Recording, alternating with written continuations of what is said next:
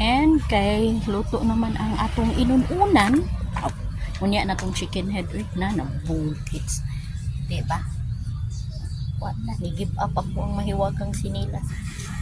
Kani.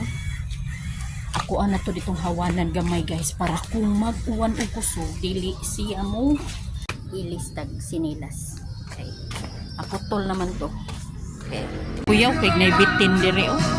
Nang piyuhanan pasad ni dire dapita. Ato kuyawan man ko kuyawan ko dire.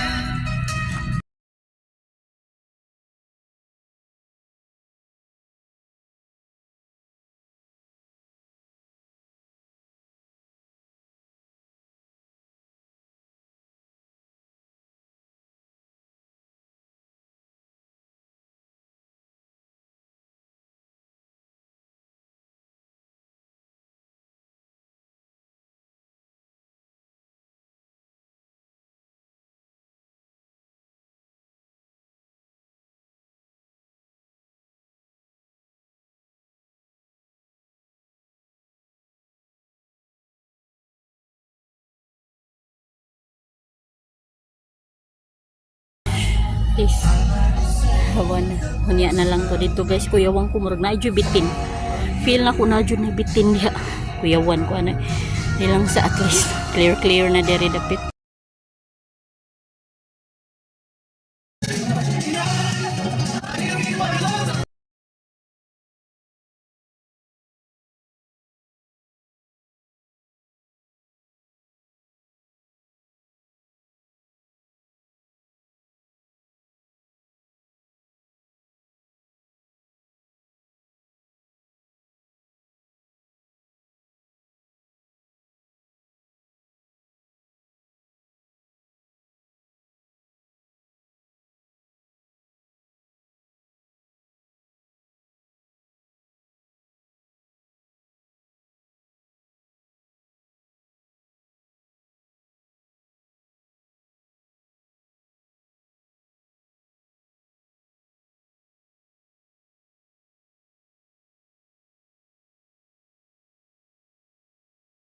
It's kanira sa diri dili sa kani magsuho lang ko ani unya soon ko ani pakuha kay garbage na diring ilaw, dapat siyang makuha kay diri biya to na ko nakita ng bitin guys.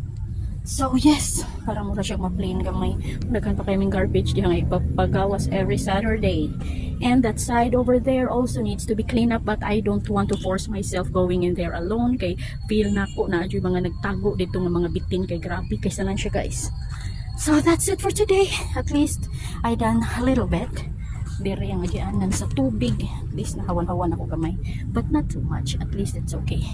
So that's it for this Thursday. I will just come back tomorrow for more and buyers. And maghugas ta sa ato ang tiil nga limpyo kay dito sa lapukay na atong lapukay. Very kilit.